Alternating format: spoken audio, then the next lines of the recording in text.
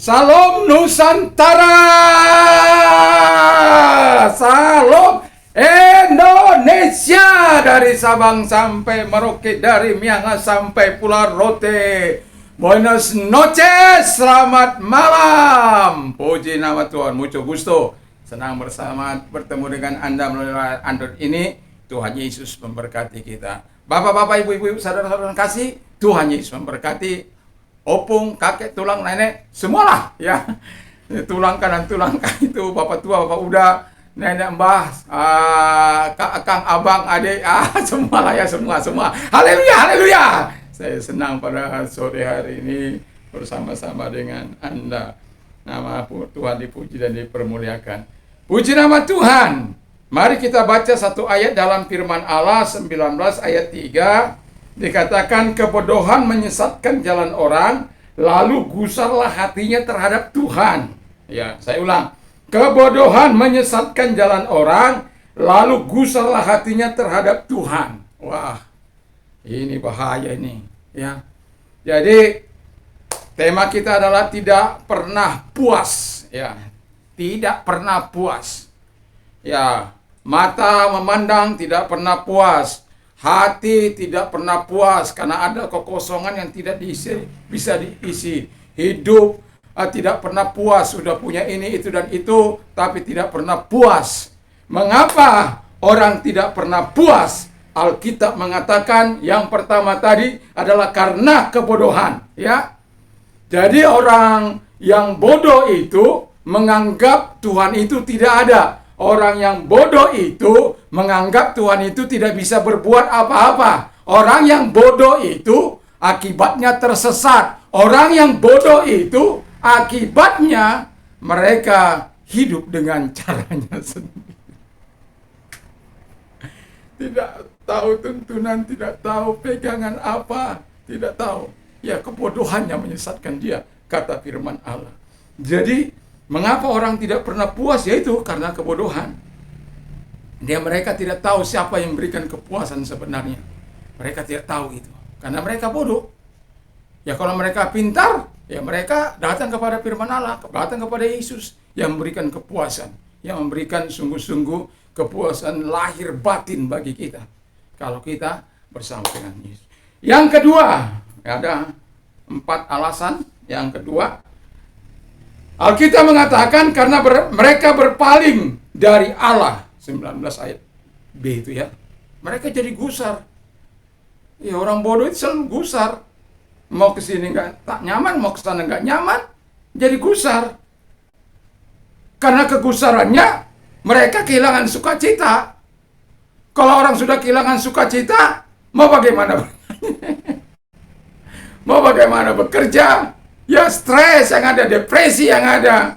Mungkin sampai meningkat nanti on. Jadi jangan berpaling ya kepada dari Tuhan. Lalu ya akibatnya juga kehilangan damai. Aduh, apa yang dicari orang? Apa yang dicari orang siang malam? Uang. Bukan Tuhan Yesus. Jadi kalau Anda hanya cari uang, ya, Anda tidak akan pernah merasa damai ya. Jadi, Anda juga akan kehilangan arah. Anda nggak tahu arah kemana. Anda bisa bayangkan kalau kita diajak teman kita, lalu kita tanya, mau kemana kita? Nggak tahu, jalan aja.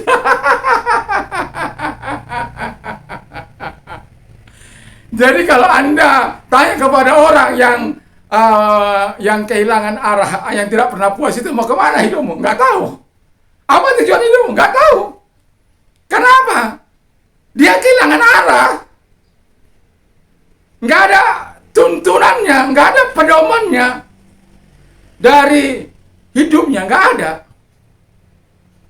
Jadi dia juga kalau sudah kehilangan arah, nggak punya pegangan, kehilangan pegangan juga.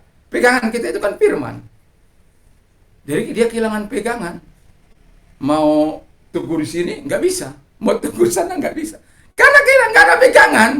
Kalau kita kan pasti Allahku akan mencukupi segala kebutuhan menurut kekayaan dan kemuliaan dalam Kristus Yesus. Kalau saya kekurangan, saya akan katakan kepada Tuhan, saya pernah tidak punya uang, punya hanya 1.000 rupiah. Ya, lalu istri saya bilang, "Pak, nggak ada duit, tinggal 1.000." Wah, besok pagi, Anda tahu, saya tengah malam datang kepada Tuhan dan berdoa kepada Tuhan, dan ya saya kurang tahu jam berapaan itu, tetapi yang jelas saya masih berdoa pada waktu seseorang datang ke rumah saya tengah dini hari, ya, dini hari. Lalu dia gedor-gedor pintu rumah saya dari belakang, karena saya tidur di belakang. Jadi dia gedor-gedor pintu dari belakang. "Pak Pendeta, Pak Pendeta, Pak Pendeta." Loh, siapa itu? "Saya Edi," dibilang begitu kan. "Ada apa, Di?" "Ini Pak Pendeta, ada kiriman dari Bali." Rupanya dia baru pulang dari Bali, dan dari sana itu dikatakan begini,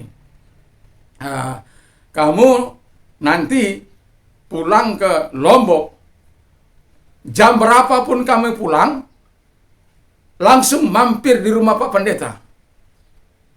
Waduh, kalau itu saya betul menangis di hadapan Tuhan.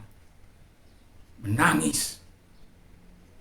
Karena Tuhan tetap pelihara. Kalau kita punya pegangan, Allahku akan mencukupi segala kebutuhanmu menurut kekayaan dan kemuliaan dalam Kristus Yesus, pasti. Ketika orang menarik sepeda motornya dari saya, ya ini sebenarnya apa? Mau saya bilang, tarik sepeda motornya. Dari saya lagi besok ini di jembatan Kembar mau menuju Swete, itu ada kira-kira 10 km. Dari Perum saya besuk jalan kaki nih, karena nggak ada uang juga. Terus ke mana itu? Ke Swete. Nah, di jembatan Kembar itu saya tidak bisa bendung menangis saya di hadapan Tuhan. Sampai ke Swete sana, kalau ada orang saya tutup muka saya. Dan saya bilang, "Tuhan, saya butuh sepeda motor." Anda tahu, Tuhan mengirimkan sepeda motor bagi saya. Tidak dalam waktu yang terlalu lama dari peristiwa itu. Tuhan tahu persis apa yang Anda butuhkan. Berteriak kepada Tuhan. Jadi, punya pegangan itu penting. Firman Allah, pegangan kita. Lalu, mengapa orang tidak pernah puas? Yang ketiga, karena keserakahan.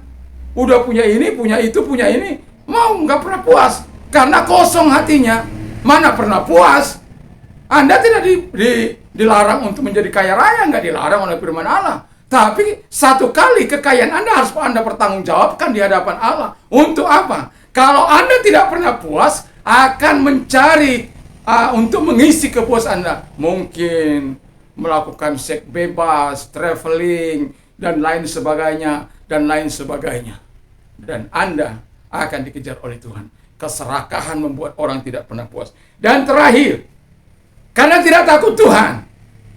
Saya baca ayat di pasal 19 ayat 23 dikatakan di sana. Ayat 23. Orang fasik 23.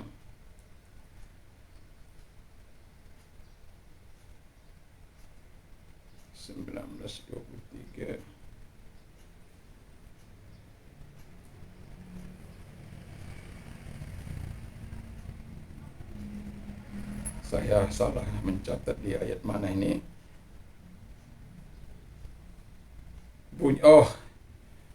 Di dalam ayat 3a 3:19 ayat 3a-nya, ya 3a-nya dikatakan di sana,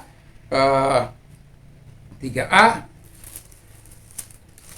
19:3a. Lalu katakan, lalu gusarlah hatinya terhadap Tuhan. Kok kepada Tuhan hatinya gusar, bukan malah menghormati Tuhan, bukan malah menghargai Tuhan, malah hatinya gusar. Wah. Dan Alkitab katakan kalau orang tidak memiliki takut akan Tuhan, tidak akan pernah damai, tidak akan pernah puas. Tapi orang yang takut akan Tuhan, dia akan merasa puas karena Tuhan memuaskan hatinya. Kekayaan yang dia pakai, dipakai untuk melayani Tuhan. Dan ketika Anda, ketika Anda mau merasa berguna, jangan nikmati sendiri kekayaan Anda, tapi belajarlah berbagi sebagaimana firman Allah katakan. Anda akan merasakan betapa menjadi pentingnya Anda di hadapan Tuhan dan di hadapan sesama manusia. Tapi jangan pernah mencuri kemuliaan Allah. Jangan pernah cari untuk hormat Anda. Jangan. Berikan semua bagi Tuhan. Dan ketika itu Anda lakukan hanya bagi Tuhan, seperti Cornelius itu, maka Anda tidak akan pernah kehilangan damai, sukacita, kebahagiaan. Hati Anda akan merasa puas. Di khotbah saya yang lalu, ada bahaya kalau hati kita jadi kosong, ya. Ada bahaya kalau hati kita itu kosong. Kita bisa seperti itu, tidak menghargai Tuhan, tidak menghormati Tuhan. Tapi kalau Anda orang yang takut akan Tuhan, maka Anda akan dipuaskan oleh Tuhan. Anda tidak ada orang yang bisa memuaskan Anda. Tidak seorang pun yang bisa memuaskan hati Anda. Itu sebabnya Anda tidak akan pernah puas kalau Anda bersama dengan dunia ini. Anda tidak akan pernah terpuaskan sebanyak apapun hartamu. Alkitab mengatakan, apa gunanya manusia memiliki seluruh dunia ini, tapi binasa dirinya. Karena apa? Tidak pernah puas. Keserakahan, kebodohan, berpaling dari Tuhan, itu yang membuat Anda terhilang. Itu yang membuat Anda tidak pernah puas. Jadi kalau Anda mau puas, hanya satu jawabannya. Miliki Yesus dalam hidupmu. Mari kita tunduk kepala dan kita berdoa. Terima kasih Bapa di surga. Kami tidak akan pernah puas, tapi bersama dengan Tuhan kami akan puas. Dan terima kasih buat firman-Mu.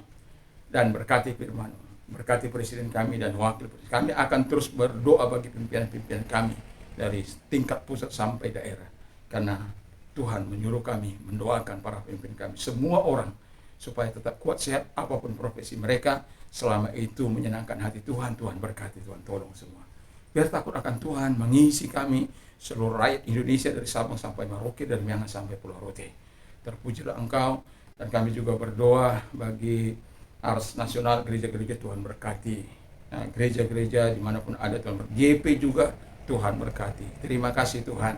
Bagi Anda yang mau menerima Yesus sebagai Tuhan dan Juru Selamat, supaya hatimu terpuaskan, milikilah Yesus. Dan kalau Anda orangnya, izinkan saya berdoa bagi Anda. Dan ikuti doa saya. Tuhan Yesus, saya adalah orang berdosa. Saya butuh Tuhan. Ampuni segala dosa dan kejahatan saya. Sucikan saya dari segala dosa itu Tuhan. Dengan kuasa darah-Mu yang suci itu. Saat ini saya buka hati saya. Masuklah dalam hatiku. Jadilah Tuhan, Juru Selamat, penolong dalam hidupku. Sekarang saya percaya saya menerima kehidupan kekal, menjadi warga negara surga. Terima kasih Bapa, di dalam nama Yesus kami berdoa. Haleluya, haleluya, amin. Dan bagi Anda yang mengalami keterikatan, Anda yang sakit, dalam nama Tuhan Yesus saya mau katakan kepada Anda, biarkan Anda menikmati kasih dan kuasa-Nya. Kalau Anda sakit apapun, bilang kepada Tuhan, taruh tanganmu tempat yang sakit, saya akan berdoa bagi Anda. Mari kita berdoa. Karena saya tidak tahu persis apa sakit penyakitmu, tapi Tuhan tahu persis. Katakan kepada Tuhan, dan saat ini kita berdoa bersama, maka Tuhan akan menyembuhkan engkau. Percaya saja. Di dalam nama Tuhan Yesus Kristus, segala sakit penyakit yang mereka derita, mereka yang menaruhkan tangan di tempat yang sakit, dalam nama Yesus aku perintahkan segala sakit penyakit keluar. Dan oleh bilur-bilur Yesus, engkau sembuh oleh kuasanya, oleh kekuatannya, engkau sembuh dalam nama Yesus. Percaya, engkau telah disembuhkan oleh Tuhan. Baik kau yang sakit kanker, yang sakit tumor, yang sakit jantung koroner, hepatitis A sampai E, Tuhan menyembuhkan engkau, telah menyembuhkan engkau. Dan juga Tuhan menyembuhkan engkau dari jantung koroner, ginjal, gagal ginjal, oh haleluya, kencing batu, diabetes, dan lain sebagainya. Tuhan menyembuhkan engkau, yang buta melihat, yang tuli mendengar, yang bisu berkata-kata, lumpuh berjalan, lepra tahir dalam nama Yesus. Terima kasih. Kalau engkau merasa tidak berguna, mungkin sama dulu seperti saya katakan, saya pernah terikat terhadap sesuatu yang tidak baik. Ada sahabat saya, karena saking jahatnya orang tuanya membuang dia. Tapi dia kemudian berjumpa dengan Yesus. di tengah-tengah situasi yang sangat tidak menyenangkan itu, Tuhan datang kepada dia. Ketika dia berkata, Tuhan, aku tidak mau lagi seperti ini, Tuhan datang. Tuhan memberikan, dan dia sekarang menjadi hamba Tuhan. Ada banyak yang mau saya katakan dari orang-orang yang tidak berguna, dari pelacur, dari orang-orang yang lesbi, yang tadinya mereka tidak berguna, tetapi ketika Tuhan datang kepada mereka, arah mereka diubahkan oleh Tuhan, sifat mereka, karakter mereka diubahkan. Kalau engkau orangnya, mari taruh tanganmu di dada, saya akan berdoa bagi Anda. Katakan, Tuhan, masuk dalam hatiku, masuk, dan lakukan terus persekutuan dengan Tuhan, persekutuan dengan firman-Nya. Engkau akan merasakan kekuatan yang supranatural itu mengalir dalam hidupmu. Terima kasih Tuhan, lihat tangan yang mereka taruh di dada. Mereka adalah orang-orang yang tidak berguna, sama seperti hamba-Mu dan kebanyakan orang-orang yang melayani Engkau pada masa kini Tuhan. Dan saya yakin dan percaya kepada-Mu Tuhan, Engkau mampu menolong mereka sama seperti Engkau menolong Saulus, sama seperti menolong kami yang lain-lain juga. Dan mereka yang menaruh tangan di dada yang mengatakan, aku butuh Tuhan, masuklah dalam hati mereka, lepaskan mereka dari segala keterikatan mereka dalam nama Yesus. Terima kasih Tuhan, terima kasih Yesus, terima kasih Roh Kudus. Kami bersyukur, kami berterima kasih kepada-Mu. Dan engkau yang mengalami banyak persoalan, ingat bahwa Tuhanlah jawaban dalam setiap persoalanmu. Yesus berkata, kalau engkau sudah merasa letih lesu beban berat, Yesus berkata, marilah kepadaku, hai kami yang letih lesu dan beban berat, aku akan memberikan kelegahanmu. Serahkan kekuatanmu kepada Tuhan, sebab Dia melarang kamu. Serahkan kebimbanganmu, serahkan hidupmu, masalahmu kepada Tuhan, karena itu Dia berseru kepadaku pada waktu serahkan, aku akan meluputkan engkau dan engkau akan memuliakan aku. Mazmur 50 ayat 15. Jadi Tuhan akan menyatakan kebaikannya bagi kita, menyatakan kemuliaannya bagi kita. Mari kita berdoa, angkat tangan kita di hadapan Tuhan. Bapa, Engkau lihat tangan-tangan yang terangkat kepadamu, Tuhan Yesus. Tolong lepaskan mereka dari segala persoalan hidup mereka. Ketika mereka, kalau mereka mengalami persoalan karena dosa, biarkan mereka semuanya minta ampun kepada Tuhan. Dan kalau mereka karena iman mereka yang mereka pegang, itu berarti mereka akan naik ke tempat selanjutnya, dan kuatkan mereka. Dan saya yakin dan percaya Bapa di surga, Engkau akan menolong mereka dari setiap persoalan mereka, sehingga persoalan rumah tangga yang mau retak, pecah, persoalan anak, persoalan ekonomi dan lain sebagainya, Tuhan tolong mereka di dalam nama Yesus, berikan kelegahan, berikan jawaban dalam hidup mereka. Terima kasih, kami bersyukur dalam nama Yesus. Amin. Puji nama Tuhan. Haleluya, haleluya, haleluya. Jadi kalau Anda mau puas, datanglah kepada Yesus. Dialah, jadikan Dia pemilik hidup kita. Kalau Anda bersedia melihat bahwa Yesus adalah pemilik hidup kita, Anda akan mengerti mengapa Tuhan memiliki Anda. Puji nama Tuhan. Dan bagi Anda yang pertama kali menerima Yesus sebagai Tuhan dan Juru Selamat, saran saya beribadahlah di tempat yang terdekat. Dan bagi Anda juga yang merasa tidak berdaya, masuklah dalam gereja terdekat dan adakan pengakuan, dan Anda akan dibantu di dalam doa dan nikmati kasih dan kuasanya. Saya berapa tahun harus memiliki hubungan dengan seorang hamba Tuhan. Ya, dia mementor saya. Sebenarnya ada 6 tahun, ya, 6 tahun. Ya, tetapi 3 tahun yang terakhir disitulah Tuhan merobohkan tembok-tembok hati saya. Saya aktif berdoa, saya aktif berpuasa, dan akhirnya Tuhan melepaskan kebiasaan-kebiasaan yang tidak memuliakan Tuhan itu. Jadi bersama dengan Tuhan, ya. Dan Anda yang sudah ditolong dan masuk kepada yang tadi, masuklah dalam gereja terdekat di mana Anda yang mengalami pelepasan dari masalah.